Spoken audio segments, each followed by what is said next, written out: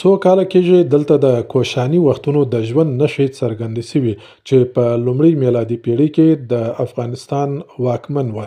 په 5 میلادي پېړۍ کې د کابل شاهانو لخوا دلته کلا او دې ته څیرمه دیوال شاوخوا 100 کاله وروسته جوړ شو. د غونډۍ په لویدیځه څوکه د دې نښې لیدل کېږي.